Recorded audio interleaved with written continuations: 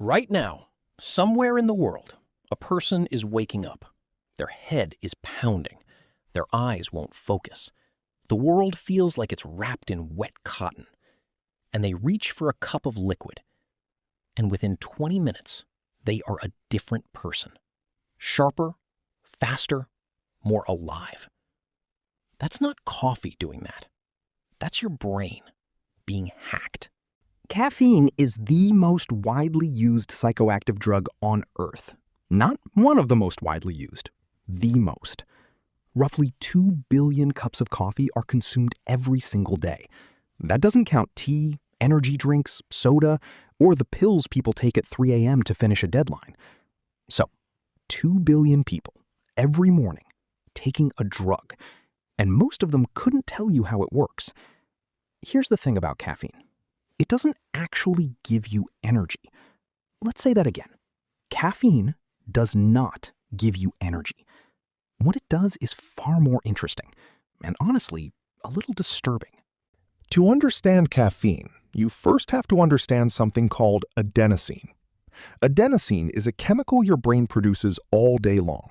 Every hour you're awake, every thought you think, every conversation you have, your neurons are burning energy to do it. And as a byproduct of all that burning, adenosine builds up. Think of it like exhaust. Your brain is the engine. Adenosine is the exhaust. The longer you run the engine, the more exhaust fills the room. Now, your neurons have these little docking ports on them. We call them adenosine receptors. When enough adenosine docks in those ports, your brain gets the signal. We've been running a long time. It's time to slow down. Your thinking gets foggy, your eyelids get heavy, you start yawning. That feeling isn't weakness. It's your brain's precision alarm system telling you to rest so you can recover. Adenosine is how your body measures time. Every hour awake equals more adenosine, equals stronger sleep signal. It's elegant, actually. And caffeine breaks it. Here's where it gets clever. Caffeine's molecular shape is almost identical to adenosine's. Not identical, almost. Like a key that's been cut just close enough to slide into the lock, but not turn it. Caffeine sits in those receptor ports and blocks adenosine from getting in. It doesn't fight it, it doesn't destroy it, it just parks itself in the doorway. So now the adenosine is still there, floating around, building up, but it can't dock. It can't send the signal. Your brain doesn't feel tired. Not because the tiredness went away, but because the message about the tiredness got blocked. You didn't get energy. You got silence. Now here's where it actually gets interesting, because blocking adenosine isn't the whole story. When adenosine gets blocked, it doesn't just stop the sleepy signal. It also creates a chain reaction. See, adenosine, when it docks normally, also suppresses dopamine. Dopamine is your brain's motivation chemical, the thing that makes you feel like, yes, let's do this, I'm on it.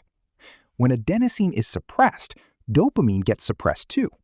That's part of why you feel sluggish in the morning. It's not just the tiredness, it's the motivation drain.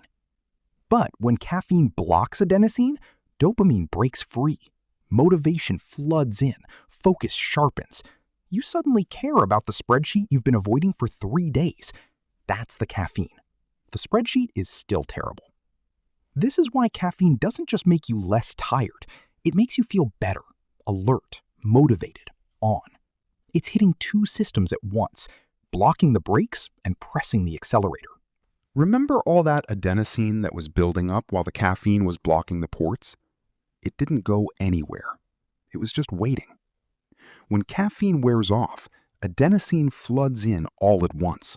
Not the normal amount, the hours worth it couldn't deliver while caffeine was in the way. And that is the crash.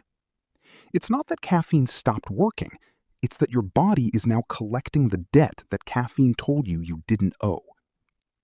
Caffeine's half-life in the human body is approximately 5 to 7 hours. That means if you drink coffee at 2 p.m., half of that caffeine is still active in your bloodstream at 9 p.m., which is why your 3 p.m. coffee is quietly ruining your sleep, even when you feel like you fell asleep fine. You did fall asleep, But caffeine in your system suppresses the deepest stages of sleep, the restorative ones. So you wake up still carrying a sleep debt and reach for another cup to block the signal that's trying to tell you. This is the loop. Here's where it gets genuinely fascinating. Your brain is not stupid. When it notices that its adenosine receptors keep getting blocked, it doesn't panic. It adapts. It grows more adenosine receptors, more docking ports. So now, the same amount of caffeine can only block some of them.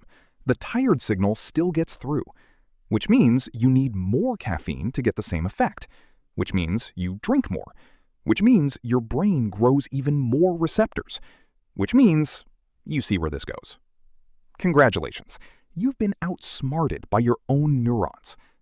Regular caffeine users develop tolerance within 1 to 4 days of consistent consumption. After 7 to 12 days of stopping completely, receptor levels return to baseline. This is also why caffeine withdrawal is real. When you stop suddenly, all those extra receptors are now wide open, flooded with adenosine, and your brain, expecting the block, gets none. Headaches, fatigue, irritability, brain fog. That's not weakness. That's withdrawal from the drug you thought was just breakfast. Think about it like this. Imagine you're driving, cruise control on, and someone shoves a brick under your brake pedal. No matter how hard you press down, the car doesn't stop. You don't go faster, you just don't slow down. That's caffeine. It doesn't give you more gas, it just blocks the brake. So instead of slowing down, you keep going. Now, when the coffee wears off, the brick gets pulled out, and the brakes slam back on, all at once. That's the crash. And if you think the answer is just drinking more coffee, adding another brick, here's the problem. Your brain notices. It starts growing more brake pedals, which means eventually the same brick doesn't cover them all. The caffeine stops working. At that point, even shoving in extra bricks barely helps. Your brakes are flooded with pedals, and the tired signal gets through anyway. You're left exhausted all the time with no easy way through. The only real fix? Take your foot off the gas. Quit the caffeine completely.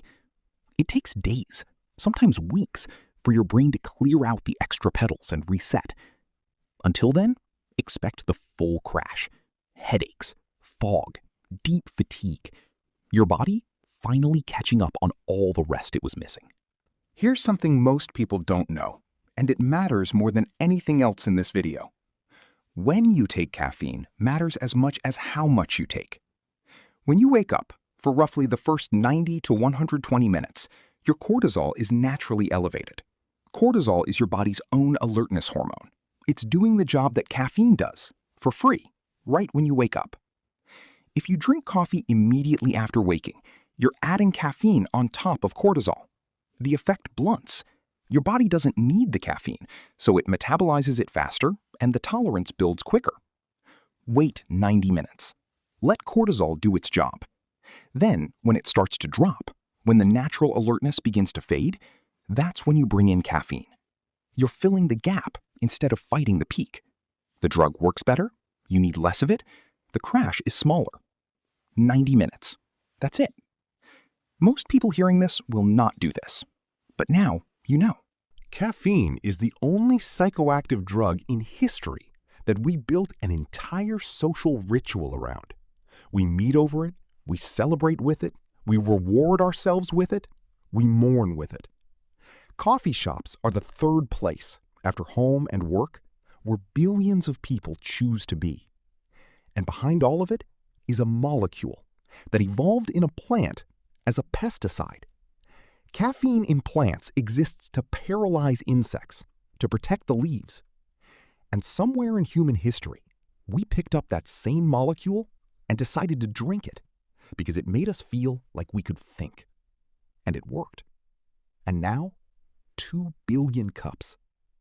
You're not going to stop drinking coffee. I'm not going to tell you to. But the next time you hold that cup and you feel it working, know what's actually happening. Your brain, flooded with the chemical signature of exhaustion, is being told not yet. The tiredness is real. The energy is borrowed. The bill will come, but for now, the fog clears, the world sharpens, and you, for a little while, feel like you can do anything. That's not the coffee. That's you. The coffee just moved something out of the way.